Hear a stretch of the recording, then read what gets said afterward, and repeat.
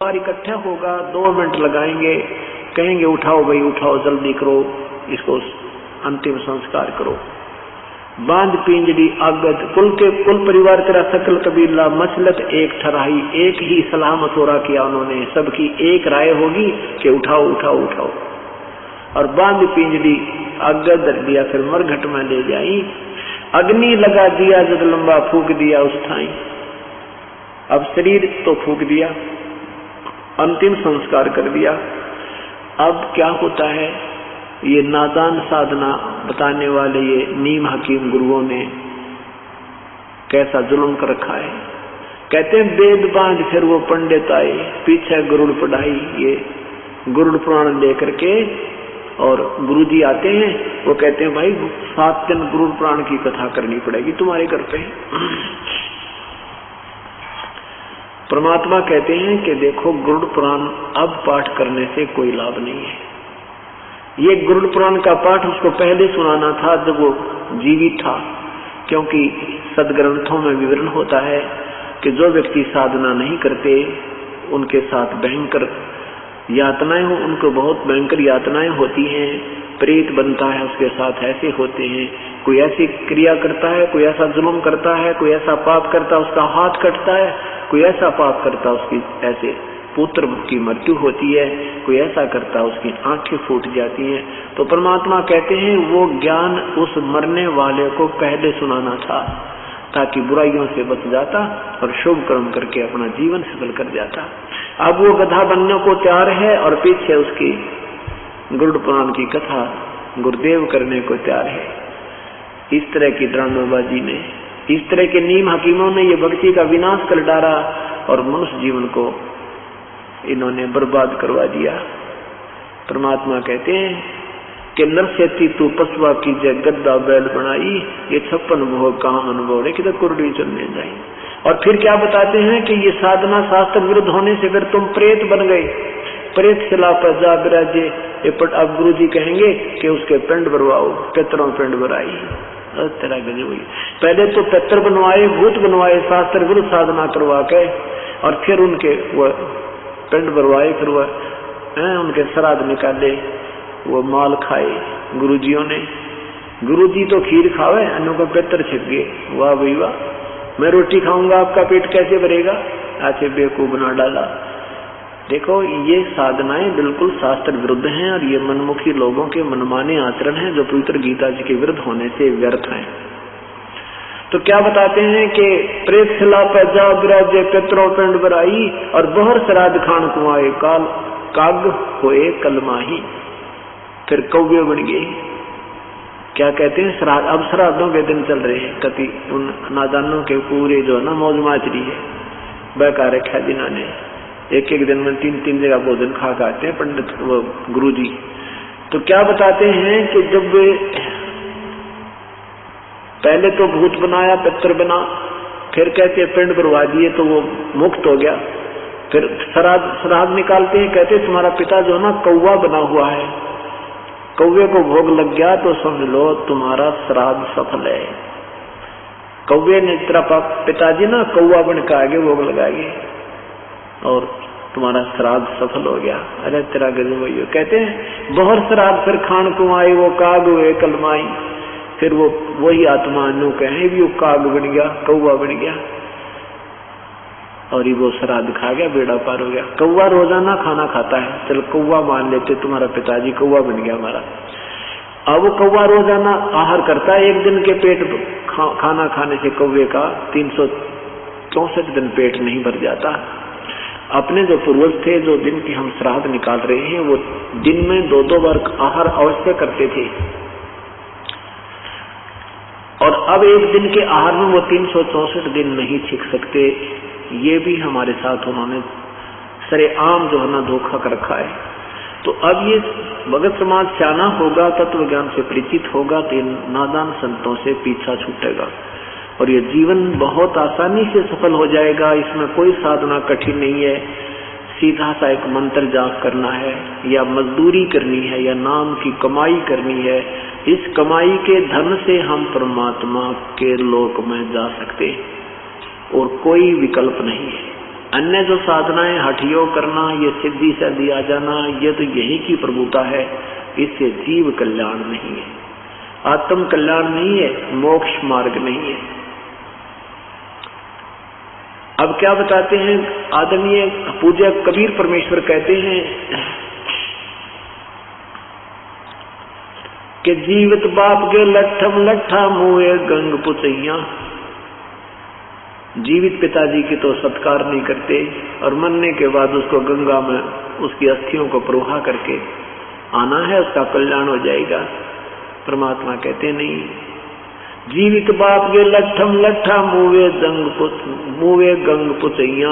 और जब आवे आसुद का महीना वो कौवा बाप बनैया। अरे बोली सी दुनिया सतगुरु बिन कैसे सरिया। यानी पूर्ण संत के बिना, तत्व ज्ञान के बिना कैसे बात बनेगी। इन नादानों ने कैसा मूर्ख बना रखा है। पहले तो अंतिम संस्कार के समय कहते हैं इसकी अस्थियों को गंगा में डाल कर आओ, फिर कहते हैं श्राद्ध निकालो, कौवा बन गया।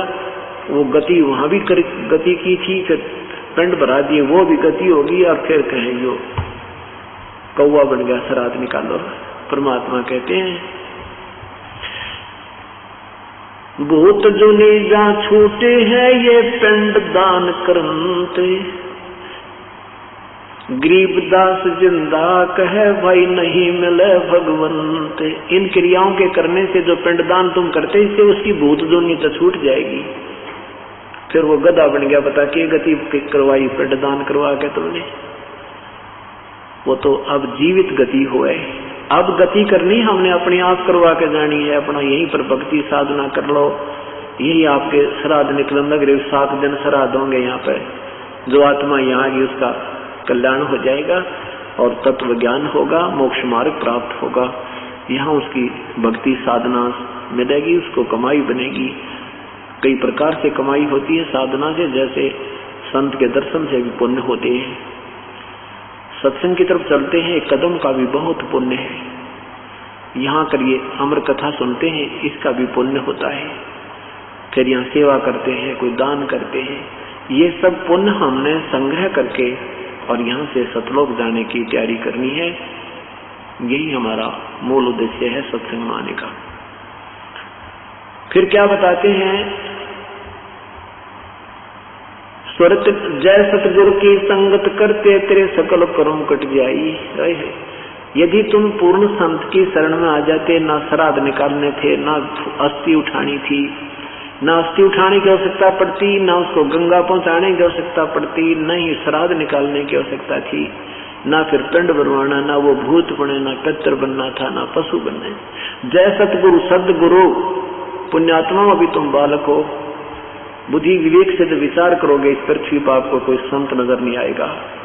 अभी तक कोई सदगुरु नहीं था, या तो परमात्मा स्वयं आए थे, या फिर उन महापुरुषों को जिनको साक्षात्कार परमेश्वर ने अपना कराया था, उनको छोड़ करके अभी कोई सदगुरु नहीं थे, यानी सत्य ज्ञान कराने वाले नहीं थे। अब इस तत्व ज्ञान से आप तुलना करोगे उन महापुरुषों के विचारों की, तो अपने आप पता लग जाएगा वो संत नहीं है। तो यहाँ क्या कहते हैं, जय सतगुरु की संगत करते तेरे सकल कर्म कट जाई। सकल कर्म, ना भूत बनना था, ना पिंड भरवाने थे, ना गधा बनना था, ना कुत्ता बनना, ना 84 में जाना था। अमरपुरी पर आसन होते जहाँ धूप न छाई।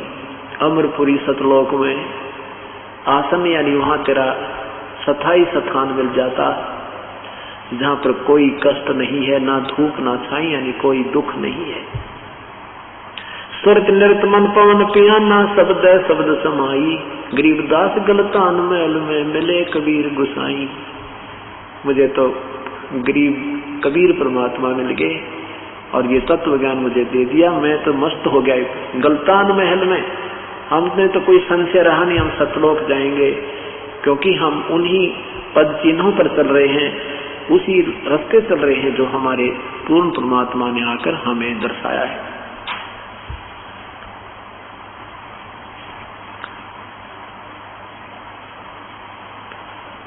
अब हमने ये देखना है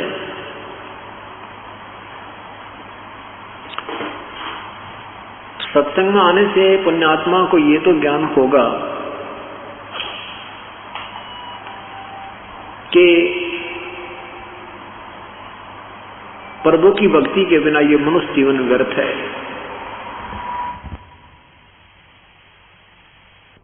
फिर पाछ पछतावेगा भाई आजा बंदे शरण राम की पछतावेगा।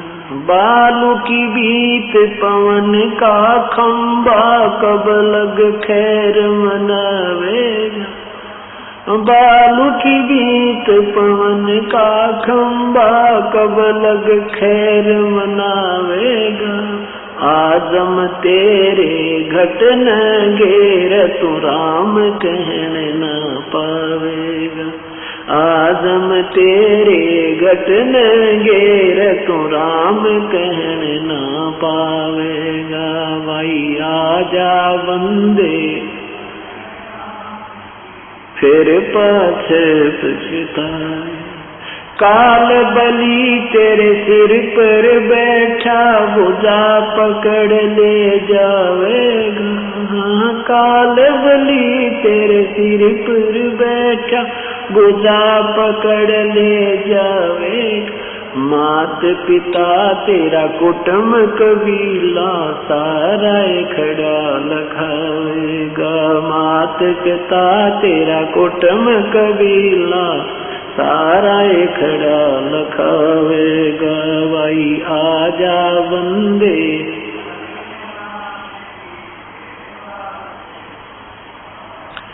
धर्म राय तेरा लेखा लेगा वहाँ क्या बात बनावेगा। धर्म राय तेरा लेखा लेगा वहाँ क्या बात बनावेगा। लाल खंभ से बांधा जादन सतगुरु कौन छुटावे। लाल खंभ से बांधा जादन सतगुरु कौन छुटावेगा। भाई आजा बंदे फिर पाछ पछताए। दिया लिया तेरे संग चलेगा दराढ़ क्या रह जावेगा। दिया लिया तेरे संग चलेगा दराढ़ क्या रह जावे। कह कबीर सुनो भाई साधो करनी के फल पावेगा। कह कबीर सुनो भाई साधो करनी के फल पावे।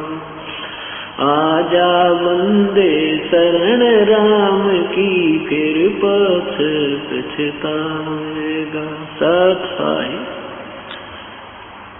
आजा बंदे शरण राम की फिर पीछे पछतावेगा। अब सबसे पहले हमने राम समझना है। राम किसे कहते हैं, परमात्मा की परिभाषा क्या है। जैसे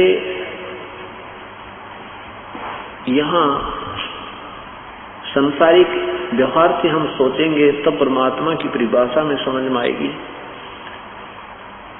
जैसे किसी एक विभाग में आप लीजिए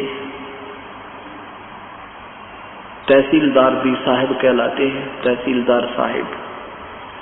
फिर एसडीएम साहब, डिप्टी कमिश्नर साहब, कमिश्नर साहब, मंत्री साहब, मुख्यमंत्री साहब, प्रधानमंत्री साहब और राष्ट्रपति साहब। ये सभी साहब कहलाते हैं।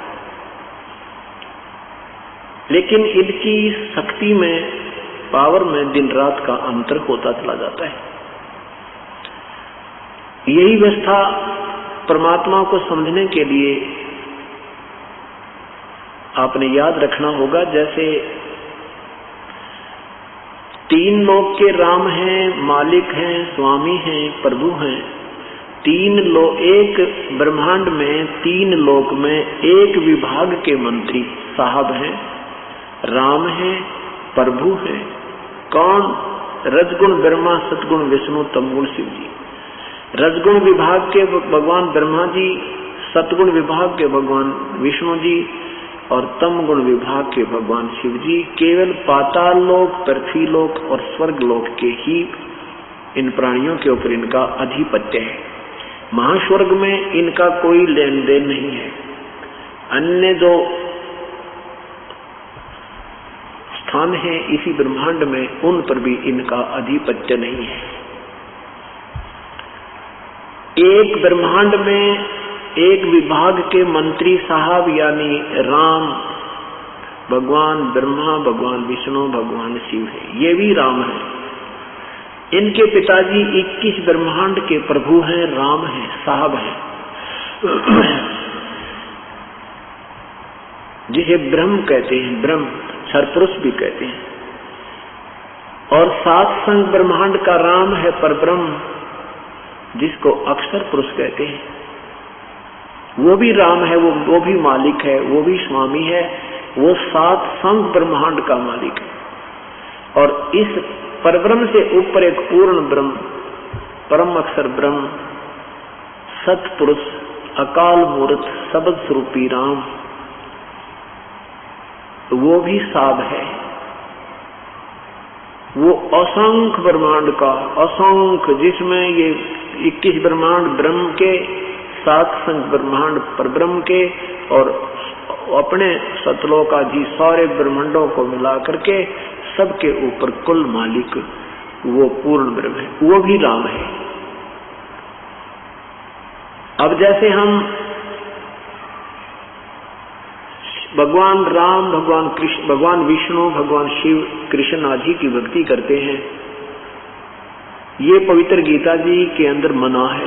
7वें अध्याय के 12 से लेकर 15 श्लोक में स्पष्ट किया है कि तीनों गुणों की जो साधना करते हैं, इनसे होने वाले लाभ के ऊपर जो आरूढ़ हो गए हैं, इन्हीं से मिलने वाले जो सुख सुविधा के ऊपर जिसकी बुद्धि यहीं तक सीमित हो गई है, जिनका ज्ञान इस त्रिगुणमयी माया के द्वारा हरा जा चुका है, वो राक्षस स्वभाव को धारण किए मनुष्यों में नीच दुष्कर्म करने वाले मूर्ख अर्जुन मुझे भी ना बचते, क्योंकि गीता जी का ज्ञान ब्रह्म ने बोला था, श्री कृष्ण जी में प्रवेश करके ज्योति निरंजन काल ने बोला था।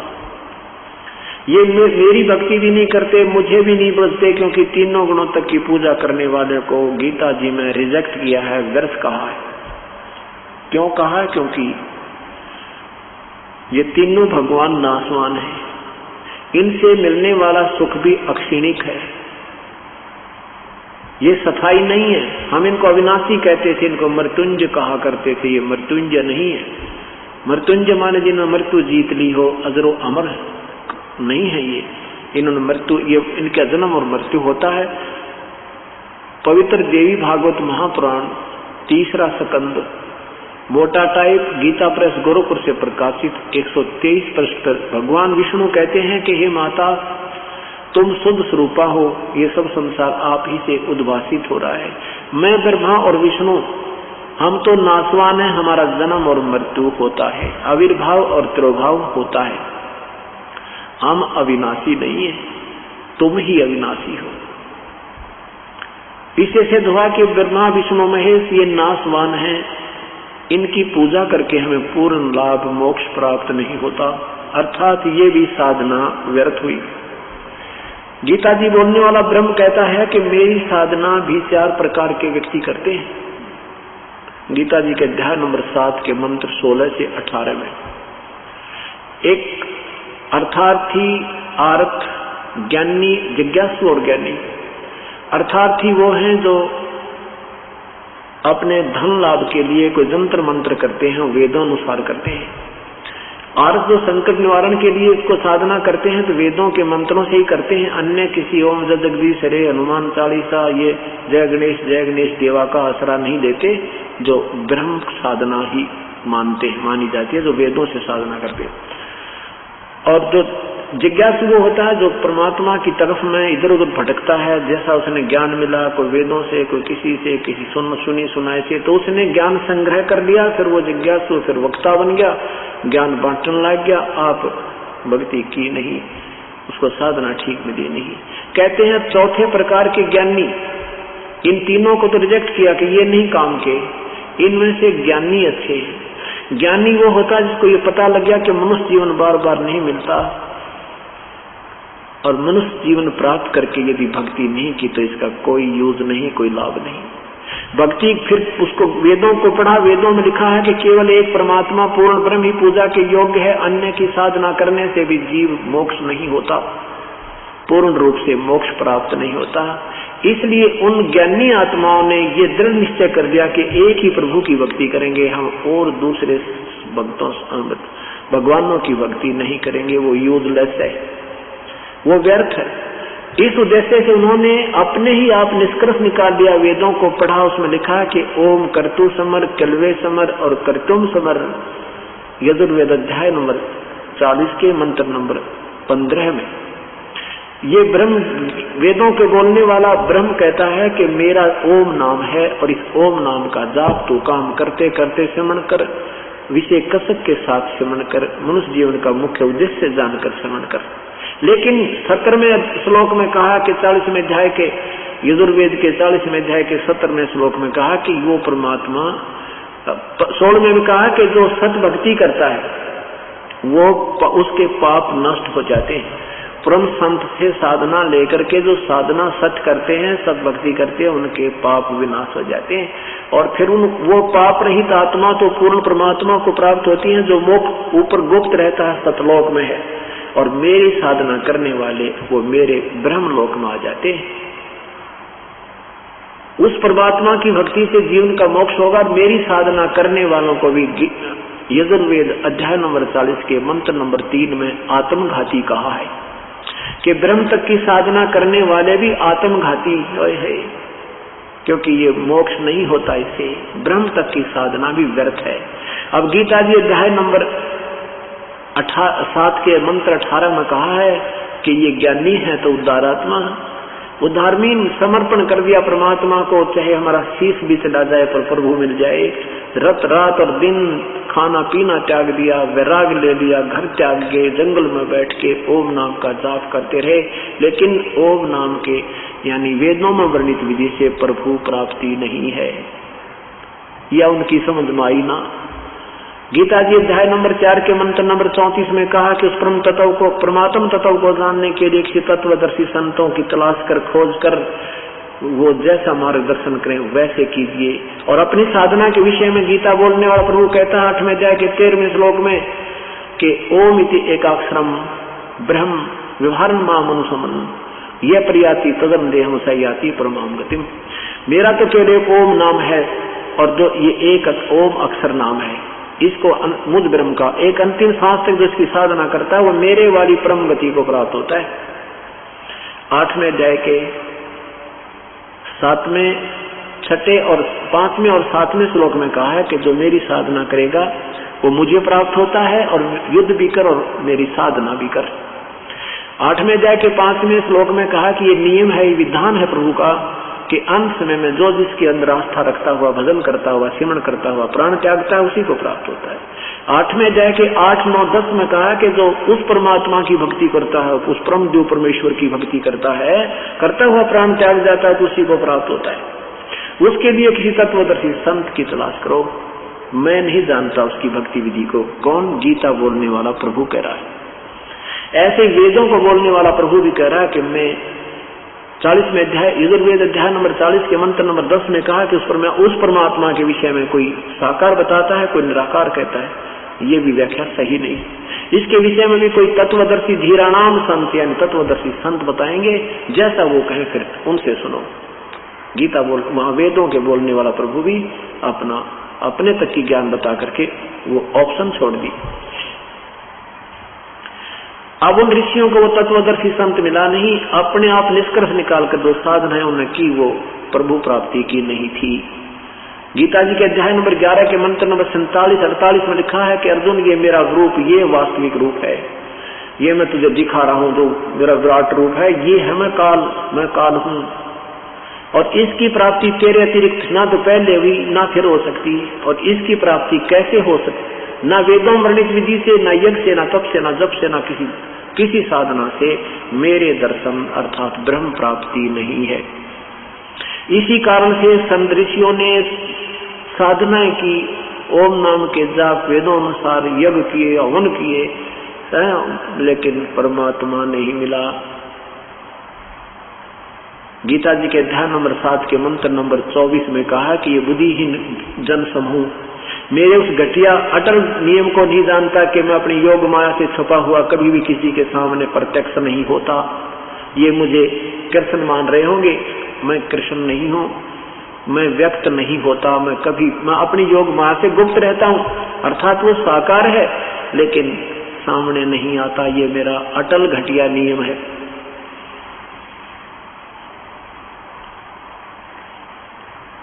अब इन ऋषि ज्ञानी आत्माओं ने वेदों को पढ़कर ओम नाम को सिलेक्ट किया और ओम नाम को मान लिया ये पूर्ण परमात्मा की प्राप्ति का है।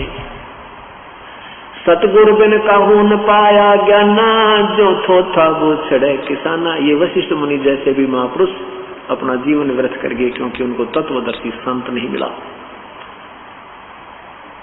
और जो परमात्मा स्वयं तत्वदर्शी संत बनकर आए थे इन्होंने उसकी बात को स्वीकार नहीं किया, उसको वामदेव कहने लगे।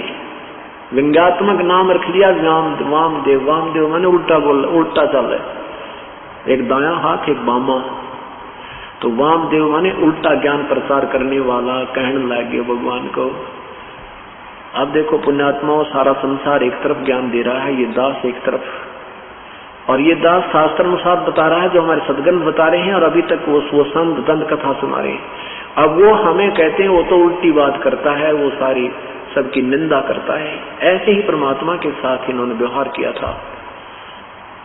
जब वो तत्वदर्शी संत बनकर स्वयं आए थे तब भी उनको रिजेक्ट कर दिया था इन अनजान ऋषि महर्षियों ने, और जिसका अभी तक खामियां भोगना पड़ रहा है। वो तत्वदर्शी संत जब तक नहीं मिला तो क्या हुआ कि इन ज्ञानी आत्माओं ने ये तो पता लग गया कि मनुष्य जीवन बार बार नहीं मिलेगा। आप चाहे इस मिट्टी को कितना ही कष्ट हो जाए, चाहे ये मिट्टी कितनी ही दुख हो जाए, चाहे खराब हो जाए, पर मालिक के नाम पर हो जाए। इस उद्देश्य से उन्होंने दिन रात ओम नाम का जाप किया, उसे परमात्मा नहीं मिला क्योंकि वो रूल है, नियम है। इससे प्रभु वेदों वर्णित विधि से भगवान नहीं मिले। अन्य सुख हो जाते हैं, जैसे अच्छी कमाई बन गई, महास्वर्ग में पहुंच गया, हजारों युगों तक वहां रह गया, फिर उसके बाद इंद्र बन जा कि या पृथ्वी का राजा बन गया, वह सारी कमाई खा कर फिर गधा बन गया, नरक चला गया। इस तरह की सुविधाएं और ये असुविधाएं तो इस ओम नाम के या वेदों वर्णित विधि से होती हैं। परमात्मा प्राप्ति नहीं और आत्म कल्याण नहीं होता, मोक्ष नहीं होता।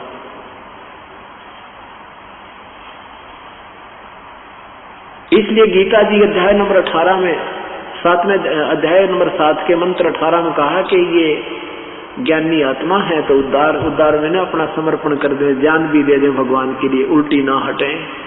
ये है तो इतनी नेक, परंतु ये नादान उस तत्वदर्शी संत ना मिलने से मेरे वाली घटिया साधना में ही लीन रही, आश्रित रही। अनुतमाम,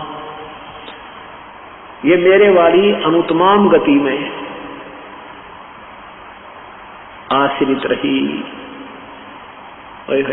कितना प्यारा ज्ञान दिया पवित्र गीता जी में। और फिर 7वें अध्याय के 19वें श्लोक में लिखा है कि बहु नाम जन्माना मनते ज्ञान मान माम प्रवृत्ते। बहुत ही बहुत कोई जन्म, अंत के जन्म में कोई ज्ञानी आत्मा ब्रह्म साधना करता है, मेरी साधना करता नहीं तो नीचे की साधना करते हैं, कोई देवी की, कोई देवता की, कोई यक्ष की, कोई भूतों की, या छोटी जैसे जय गणेश जय गणेश जय गणेश देवा, इस तरह की आरतियां करते हैं। को बहुत ही पुण्यात्मा अच्छे संस्कार हो जिसके कोई जन्म कौन से जन्म में एकाध आत्मा मेरी भक्ति करता है, नहीं तो अन्य उपासना में लगा रहता है। और वासुदेव सर्वामिति स महात्मा सुदुर्लभ, ये बताने वाला कि ना ब्रह्म पूजा के योग्य है, ना पर ब्रह्म पूजा के योग्य है, ना ये ब्रह्मा विष्णु महेश से पूर्ण मोक्ष है, ये और पूर्ण ब्रह्म ही पूजा के योग्य है, उसकी ये साधना है। ऐसा साधु तो, ऐसा संत तो बहुत मुश्किल है, शो दुर्लभ है, बड़ी मुश्किल से मिलने वाला, बहुत कठिनता से मिलेगा तुझे वो संत जो ये सारा ज्ञान बतावे कि ये भी पूजा के योग नहीं, वासुदेव ही पूजा के सर्वस्व है। अब वासुदेव की परिभाषा और समझनी होगी। हम भगवान श्री कृष्ण को वासुदेव कहा करते, ये वासुदेव नहीं है। वासुदेव का अर्थ है सर्वशक्तिमान, सर्वव्यापक, सर्व का पालन करता। पूर्ण प्रभु, सर्वव्यापक, सबके ऊपर अधिपति। अब भगवान श्री कृष्ण जी के पूज्य पिताजी का नाम वासुदेव था, श्री कृष्ण का नाम वासुदेव नहीं था।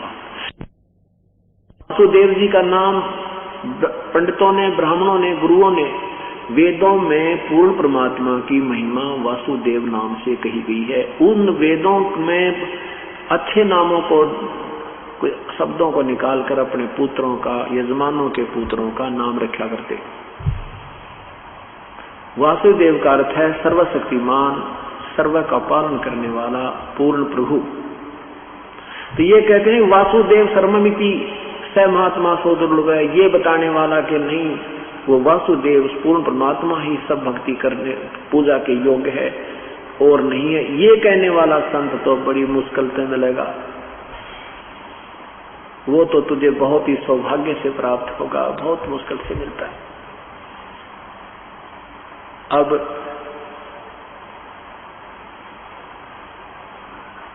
श्री कृष्ण विष्णु अवतार हैं।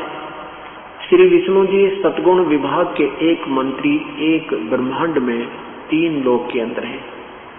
ये केवल एक विभाग में मालिक हैं, सर्व के मालिक, सर्वव्यापक, सर्वस्वा नहीं है।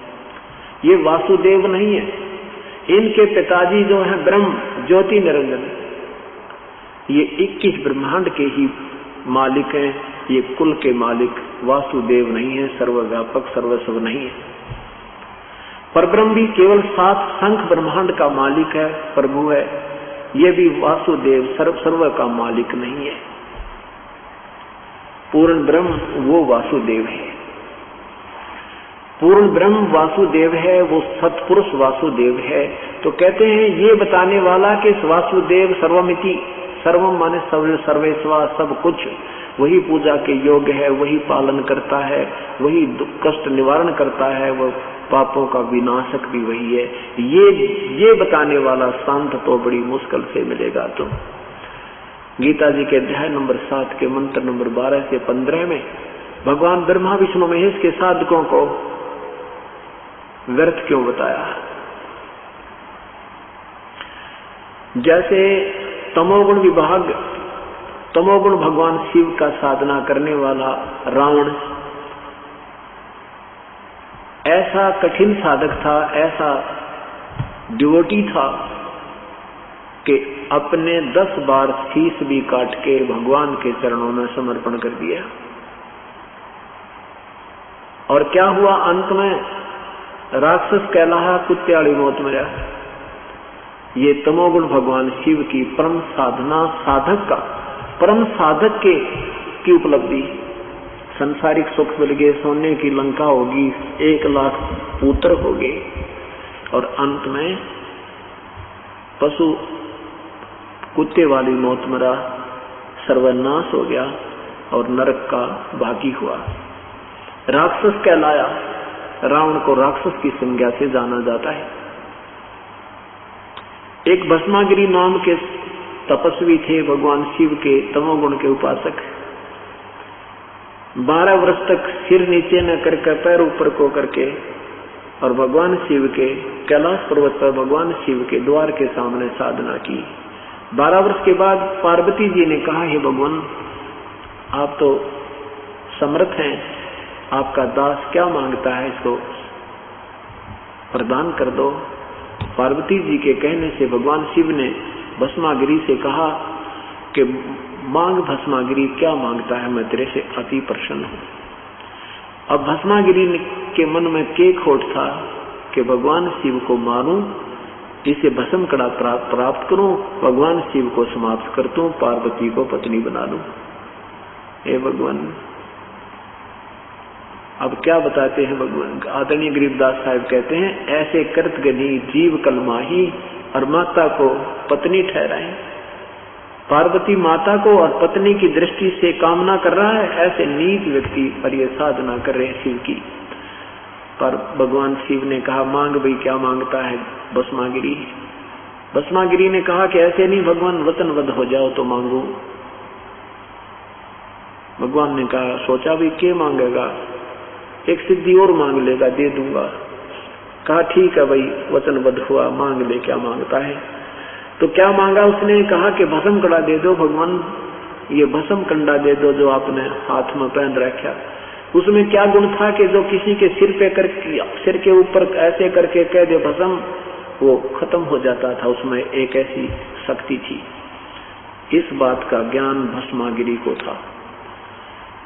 भगवान शिव ने सोचा भी साधु है, जंगल में रहता है, अपनी सुरक्षा के लिए मांग रहा होगा। उसने क्या पता था ये ऐसा जालिम व्यक्ति है, इसके मन में कितना खोट है। कहते हैं भस्मागिरी की वासना शिव शंकर से जाने नाही। ये सर्वज्ञ कहाँ है भगवान, जिनको ये नहीं पता ये दुष्ट क्या मांगने आ रहा है, इसके मन में के खोट है। तो भगवान शिव सर्वज्ञ भी नहीं है। अब क्या किया कि उसने जो ही कड़ा निकाल कर उसको दे दिया भस्मागिरी को। भस्मागिरी ने कहा कि होले शंकर होशियार, तुझे मारूंगा और पार्वती को पत्नी बनाऊंगा। इतनी देर में त्योर बदल गया। अब भगवान भाग लिए, भगवान शिव भाग लिए, आगे आगे भागे जा रहे हैं, पीछे पीछे भस्मागिरी। कहते हैं फिर भगवान ने गिरजा रूप बनाया, पार्वती का रूप बना के भस्मागिरी के पास खड़े हो गए। कहने लगे क्यों भाग रहे भस्मागिरी, आजा मेरे पास। अब भस्मागिरी ने देखा कि शिव जी तक भागता जा रहा है, चला जाएगा, मेरे निकट आ नहीं सकता। जिसकी मुझे कामना थी वो मुझे मिल गई। अब पार्वती रूप में प्रभु ने कहा कि भाई आप मुझे डांस करके दिखाओ। भस्मागिरी ने कहा कि मैं डांस तो नहीं आता, मैं तो साधु आदमी, साधना करता था। तो पार्वती कहती मैं सिखाती हूँ। तो पार्वती रूप में प्रभु ने कहा मैं तुझे डांस करना सिखाती हूँ, ऐसे मैं जो गतिविधि करूँ ऐसे करना। अब ऐसे एक पैर ऐसे कर, हाथ ऐसे कर, हाथ ऐसे कर, और कर और कर। जो ही वो हाथ में भस्म कंडा लिया हुआ हाथ उसके सिर पे आ गया भस्मागिरी के। पार्वती के रूप में भगवान ने कहा कि भस्मागिरी भस्म हो गया। उस कड़े को लेकर के विष्णु रूप धारण करके प्रभु शंकर भगवान के पास पहुंचे जो भागे जा रहे थे। भस्मागिरी के भय से भागे जा रहे थे भगवान शिव। तो कहा कि भाई रुक जा भोलेनाथ, रुक जा भोलेनाथ। भगवान शंकर कहते हैं आजा विष्णु, भाग ले भाग ले। क्या हो गया कि उस निकम्मे ने मेरे से भस्म कंडा मांग लिया और मेरे से गलती होगी, वो मुझे मारने पर तुला है, आपको भी भस्म कर देगा, भाग लो। तब भगवान ने कहा कि मैंने उसको भस्म कर दिया है, तू चिंता मत कर। देख कड़ा में ले आया। कड़े को देखकर भी विश्वास नहीं हुआ, कहने लगा तू लाया कैसे उसका? तो उसने बताया कि मैंने उसको ऐसे ऐसे पार्वती रूप बना करके और ये कड़ा में छीन लाया हूँ, उसको भस्म कर दिया है। जब उसकी राख देख ली ना भगवान शिव का, जब जल धड़कन पे बंद हुआ। और इनको हम समर्थ मानकर पूजा करते थे। ठीक है, ये भी नहीं कह सकते ये बिल्कुल रिजेक्टेड है, नहीं, जितनी इनकी शक्ति है उतनी विद्यमान है। हम इनको एक मंत्री की शक्ति होते ही हम मंत्री को प्रधानमंत्री कहा करते थे। ये हमारी नालायकी नादानी थी, क्योंकि ये नीम हकीम हमारे गुरुओं की कमी थी। जैसे रावण को उनके गुरुदेव ने शिव को मृत्युंजय, सर्वेश्वर, महेश्वर, वेदों में इसी का वर्णन है, ऐसे गुणगान कर दिए। अब उस घोड़ी आत्मा को क्या पता था कि ये गुरु जी नहीं है, तो नीम हकीम है। यदि उस रावण वाली आत्मा को ये ज्ञान मिल जाता, विमान में बैठकर जाता। ये संतों की त्रुटि की कमी, तत्वदर्शी संत न मिलने से अभी तक ये भक्ति मार्ग विचलित है और ये भोली आत्मा श्रद्धालु लोग भटक रहे हैं। ये तो भगवान शिव की रजो तमोगुण साधना के उपासकों की हालत बताई। राक्षस स्वभाव को धारण किए, मनुष्यों में नीच। रावण भी अपनी माँ को उठा ले गया, सीता को, और भस्मागिरी ने अपनी माँ पर नीत डुबो दी, यानी त्रिलोक जननी पर। तो इससे मनुष्यों में नीच दुष्कर्म करने वाले भक्ति मार्ग के शास्त्र विरुद्ध साधना साधकों को दुष्कृतिन बोला है, बुरे कर्म करने वाले। और मूर्ख यानी सतभक्ति ना करके इस पर रूढ़ रहते हैं और कहे तो मानना, लड़न में तैयार हो जा। जैनु कह दिया तुम्हारी साधना ठीक नहीं है तो उस पर विचार नहीं करते, क्योंकि क्यों निंदा करते हो तुम, लड़ने को तैयार हो जाते हैं।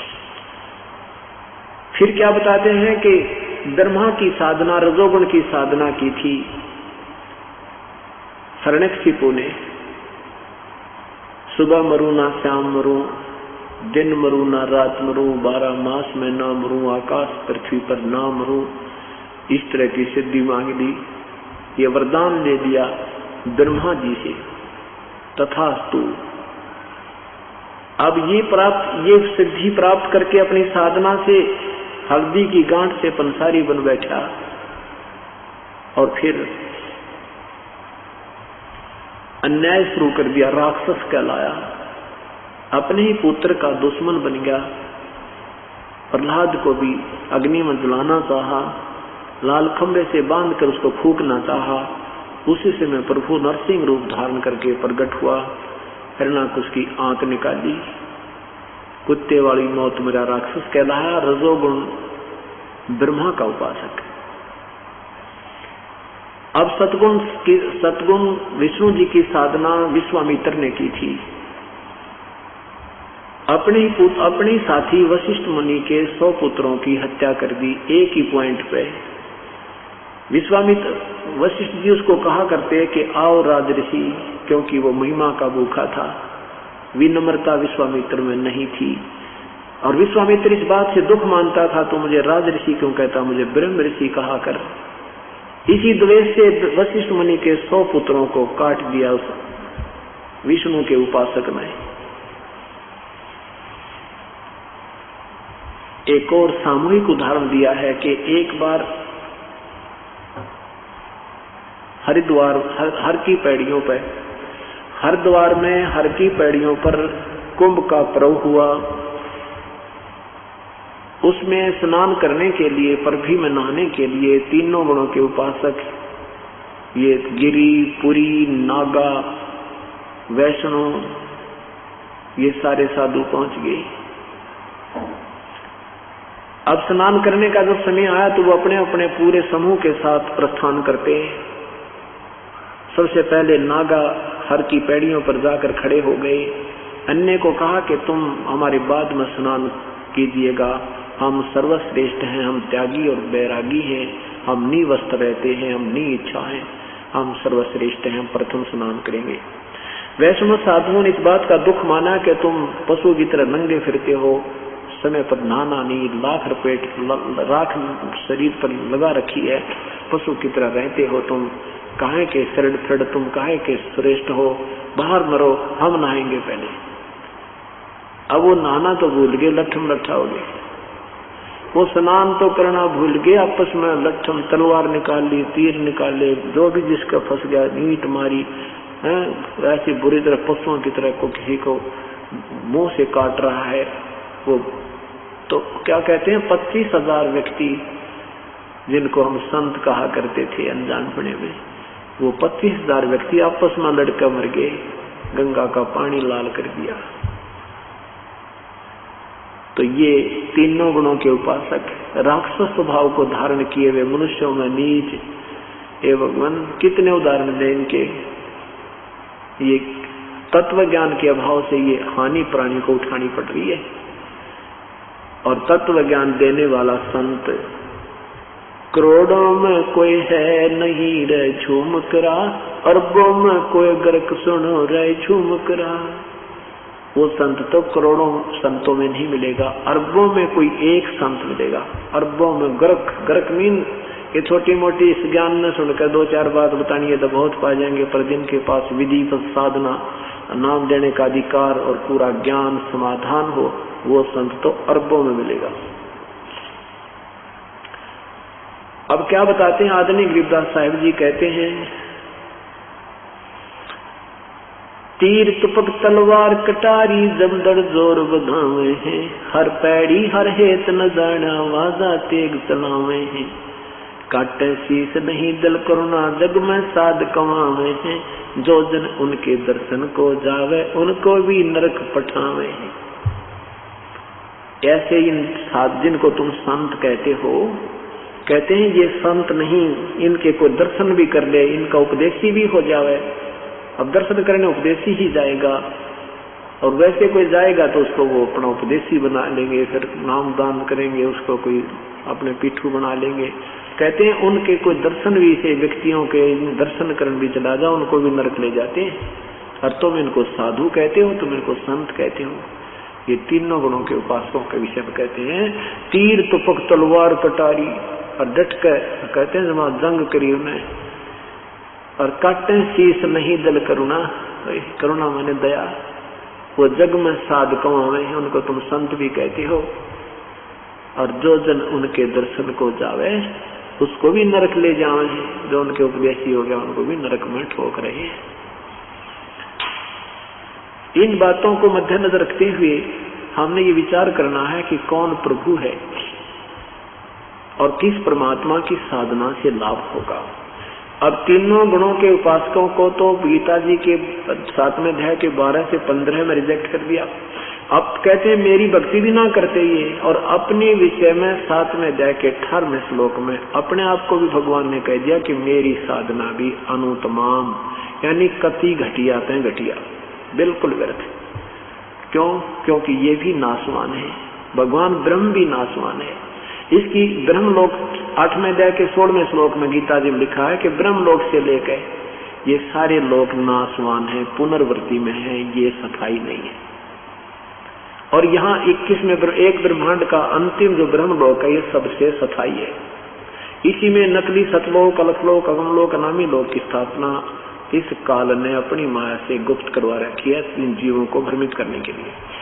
और ये ब्रह्मलोक तक भी विनाश हो जाते हैं, ये भी सफाई नहीं है। 4थे अध्याय के 5वें श्लोक में स्वयं गीता बोलने वाला प्रभु कहता है कि अर्जुन तेरे और मेरे बहुत जन्म हो लिए, अर्थात मैं और तू भी अविनाशी नहीं है। कैसे? 7 ब्रह्मा की मृत्यु होने के बाद एक विष्णु की मृत्यु होती है। एक ब्रह्मा जी की आयु कितनी है? पुण्यात्माओं ये आंकड़े याद हो जाएंगे थोड़े से दिन में आपके, और ये ज्ञान होना बहुत जरूरी होता है, क्योंकि ज्ञान एक बाउंड्री बनती है, एक हमारा गाइडलाइन बनता है। हम विचलित नहीं हो सकते, चाहे कोई फिर कितना विद्वान आकर बात करे, आप 2 मिनट में फेल कर देगा। हमारा बच्चा भी उसको रिजेक्ट कर देगा जिसने 3-4 वर्ष सत्संग सुनते और हो गए और नाम ले रखा है। एक ब्रह्मा का कितनी आयु होती है? ब्रह्मा की, ब्रह्मा जी का एक दिन है 1008 चतुर्युग का। एक चतुर्युग कितना होता है? सतयुग, त्रेता, द्वापर, कलयुग, इन 4 युगों का समय मिला दे इसको चतुर्युग कहते हैं। और ये 43 लाख यानी कुछ ऐसा इतना मिला करके वर्ष होते हैं। 4,32,000 कलयुग का समय है, इससे दुगना द्वापर का है, यानी 8,64,000। और 8,64,000 में 4,32,000 और जोड़ दे 12,96,000 त्रेता का, और 12,96,000 में 4,32,000 और जोड़ दे 17 लाख कुछ ये द्वापर का, सतयुग का। इन चारों का योग कर दे ये 43 लाख कुछ वर्ष होते हैं। तो इतना एक चतुर्युग ये हुआ। ऐसे ऐसे 1008 चतुर्युग का ब्रह्मा का एक दिन, इतनी ही रात्रि। अब इसको लंप संप लेते हैं, 1000 चतुर्युग कहते हैं। 2000 यानी 2000 चतुर्युग का एक दिन रात हुआ। ऐसे 30 दिन का एक महीना और 12 महीने का एक वर्ष और 100 वर्ष की ब्रह्मा की आयु। ओए होए, अब गिनती करने लगे तो गुणा भूल जा। इतनी लंबी वर्षों, इतनी उम्र एक ब्रह्मा जी की होगी, इसकी मृत्यु होगी। ऐसे 7 ब्रह्मा मर जाएंगे, एक विष्णु जी की मृत्यु होगी। ऐसे 7 विष्णु जी की मृत्यु हो जाएगी, तब एक शिव की मृत्यु होगी। इसकी इतनी लंबी उम्र है। इसने माता से यही मांगा था कि मेरी उम्र बढ़ा दे, लंबी कर दे माँ। अमर होना चाहा था। दुर्गा ने कहा बेटा तुम अमर नहीं कर सकती मैं, ये तो विधान है यहाँ का, जो जन्म है वो मृत्यु अवश्य होगी। तुझे विधि बताती हूँ कि तेरी आयु सबसे लंबी हो जाएगी। उस विधि से ये भगवान शिव ज्यादा समाधिस्थ रहता है, श्वास कम लेता है, आयु इसकी 3 दोनों भगवानों से ज्यादा है। ऐसे ऐसे 70,000 जब शिव मर जाते हैं, शंकर मर जाते हैं, तो ब्रह्मलोक में रहने वाला ये काल, वहां भी ये 3 रूपों में रहता है, महाब्रह्मा, महाविष्णु, महाशिव। वहां ऐसे ये शरीर छोड़ता है। इसने अपना पीरियड काउंट करने के लिए ये क्रिया बना रखी है, जैसे सांप कांतली छोड़ दिया करे, ऐसे ये अपना एक शरीर छोड़ता है, ऐसे इसकी जन्म और मृत्यु होती है। अर्जुन, मेरे जन्म और मृत्यु दिव्य हैं, तू नहीं जानता, दिव्य ऐसे है ये। तो 70,000 ये त्रिलोकीय काल का पुत्र मर जाता है, तब एक ये ब्रह्मांड में रहने वाला महाशिव मरता है। उसके बाद एक ब्रह्मांड में पूर्ण रूप से प्रलय हो जाती है, इसको महाप्रलय कहते हैं, एक ब्रह्मांड की महाप्रलय। उसके बाद ये काल इन सब जीवों को दूसरे ब्रह्मांड में शिफ्ट कर देता है। वहां ऐसे ही अपनी पत्नी को, दुर्गा को महाब्रह्मा, महाविष्णु, आप स्वयं महाब्रह्मा, महाविष्णु शिव रूप में रहता है, दुर्गा को महासावित्री, महालक्ष्मी और मां पार्वती रूप में रखकर वहां पुत्रों की उत्पत्ति करके सृष्टि प्रारंभ करता है। अब ऐसे एक काल मरता है, अर्थात एक ब्रह्मांड की जो प्रलय होती है, ये एक दिन हो गया, ये एक युग हो गया परब्रह्म का। परब्रह्म का एक युग हो गया, जो 70,000 शिव मरते हैं, अर्थात एक काल मरता है, ब्रह्म मरता है, ये एक युग हो गया परब्रह्म का, परब्रह्म का, परब्रह्म का एक युग हो गया। ऐसे 1000 युग का उस परब्रह्म का दिन, इतनी ही रात्रि, 1000 युग का, नोट चतुर्युग। ये पॉइंट समझना पुण्यात्मा हो, कोई बालक नहीं है, कोई शिक्षित हो, सभी, कोई एमए है, कोई ग्रेजुएट है, कोई 10वीं, कोई आज कोई बालक नहीं। और शास्त्र हमारे पास है, देखोगे तो पता चलेगा ये कहाँ डले डुआ रखे थे हमारे 3 नादान महर्षि बने बैठे थे, इन्हें कह का ज्ञान है। 8वें अध्याय, गीता जी के 8वें अध्याय के 17वें श्लोक में लिखा है, सहस्र युग लिखा, उसमें सहस्र चतुर्युग नहीं लिखा है। ये परब्रह्म की महिमा गाई है, इसमें परब्रह्म के विषय बताया है। दूसरा अव्यक्त, गीता जी के 8वें अध्याय के 7वें अध्याय के 24वें श्लोक में तो अपने विषय बताया कि मैं अव्यक्त हूं, और 8वें अध्याय के 20 में लिखा है कि वो अव्यक्त, ये सब संसार का नष्ट होने पर उस अव्यक्त में ये सब प्राणी समा जाते, और उस अव्यक्त से भी दूसरा जो अव्यक्त प्रभाव है वो कभी नष्ट नहीं होता, वो तीसरा अव्यक्त, यानी 3 परमात्मा है। ब्रह्म ये प्रथम अव्यक्त, अव्यक्त का अर्थ होता जो अपनी योग माया से छुपे रहते हैं, सामने नहीं आते, वो होते आकार में है, वो प्रत्यक्ष दृश्य नहीं देते, और वो होते आकार में है। वो हमारी रेंज से, हमारी दृष्टि की और हमारी दृष्टि की पहुंच से बाहर होते हैं, इसलिए हम उनको अव्यक्त कहा जाता है। तो ये ब्रह्म जो है, उसमें लिखा कि ऐसा एक बार जो ब्रह्म मरता है तो एक युग होता है परब्रह्म का, ऐसे ऐसे 1000 युग का दिन, इतनी ही रात्रि, और फिर 30 दिन का महीना, 12 महीने का एक वर्ष, और 100 वर्ष की आयु है परब्रह्म की। परब्रह्म की 100 वर्ष की आयु है। तो फिर इस परब्रह्म का भी विनाश होता है। लेकिन ये तो कमाल हो गया, देखिए 70,000 शिव मरे, और जब एक बार ये ब्रह्म मरे और फिर उसका एक युग हुआ परब्रह्म का, और ऐसे ऐसे 1000 बार जब यो काल मर लेगा, मृत्यु हो जाती है, ब्रह्म की मृत्यु होती है, क्षर पुरुष की, तो तब ये 21 ब्रह्मांड का विनाश हो जाता है। तो ये बिल्कुल पूरा प्रलय हो जाता है। इसमें ब्रह्मांड तो रहते हैं, प्राणी नहीं रहते। तो ये सब जीव जो हैं, काल भी, प्रकृति भी, और ये सब प्राणी भी उस दूसरे अव्यक्त यानी परब्रह्म के लोक में रख दिए जाते हैं। और ऐसे 100 वर्ष की आयु जो परब्रह्म की पूर्ण हो जाती है, उसके बाद उस परब्रह्म का विनाश भी ऐसे निर्धारित समय पर प्रभु की कृपा से अचिंत के माध्यम से होता है। उसके बाद फिर इन सभी के ब्रह्मांडों में फिर दोबारा नए सिरे से उत्पत्ति प्रारंभ होती है। अब क्या बताना चाह रहे थे दास के ब्रह्म एती उम्र बुलंद मरेगा अंतरे, 1008 1000 चतुर्युग का दिन, 1000 चतुर्युग की रात्रि ब्रह्मा की, और फिर भी मृत्यु रुद्र वही। और इससे 7 गुना विष्णु, उससे 7 गुना शिव जी की, और फिर भी शिव की मृत्यु। कहते ऐसी उम्र बुलंद मरेगा अंतरे। क्यों? क्योंकि सतगुरु लगे न कान न भेंटे वो संतरे। इसलिए तुम्हारी मृत्यु हो रही है, क्योंकि तुमको परम संत नहीं मिले, वो तत्वदर्शी संत नहीं मिले। इतनी भी साधना करके तुम इतनी उपलब्धि भी कर जाओगे, इतनी लंबी उम्र भी हो जाएगी, तो भी मरेगा अंतरे। क्यों मरोगे? क्योंकि तुमने वो तत्वदर्शी संत नहीं मिले।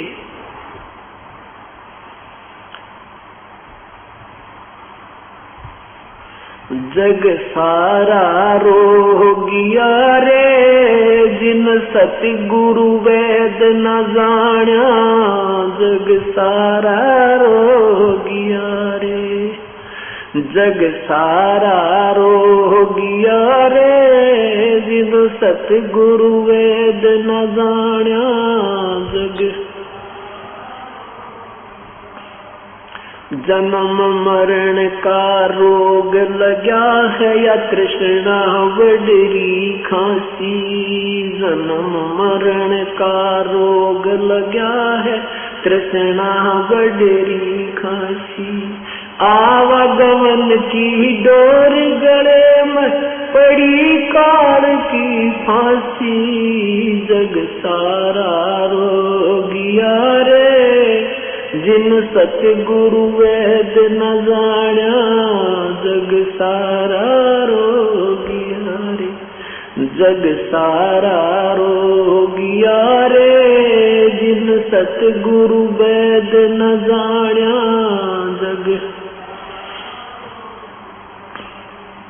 भाई देखा देखी गुरु से बन गए, किया न तत्व विचारा।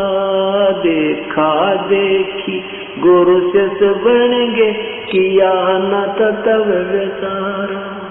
गुरु से दोनों के सिर पर यू काल ठोके पंजरा। जग सारा रोगिया रे, जिन सतगुरु वेद न जान्या। जग सारा रोगिया रे, जग सारा रोगिया रे, जिन जग सारा रोगिया। सच्चा सतगुरु कोई न पूज, इन झूठों जगपतियासी। सच्चा सतगुरु कोई न पूज, झूठों जगपतियासी। अंधे की बागही अंधे न मार्ग कौन बतासी। जग सारा रोगिया रे, जिन सतगुरु वेद न जाना।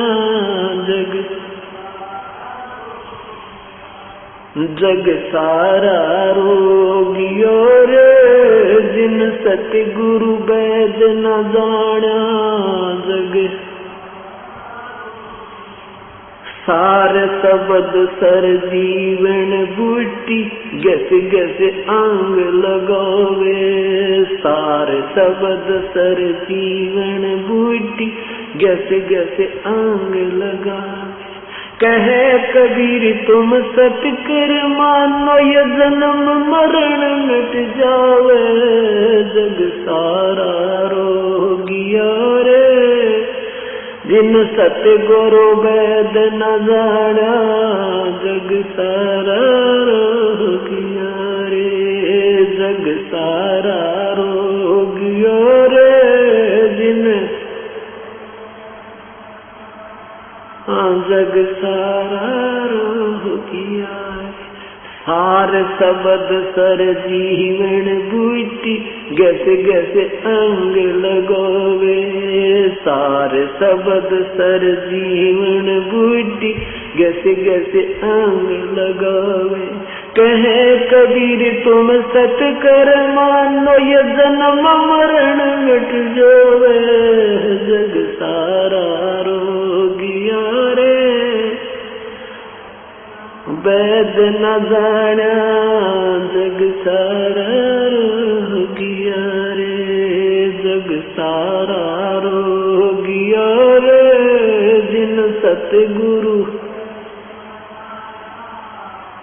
सारा रोगिया रे। सत साहिब।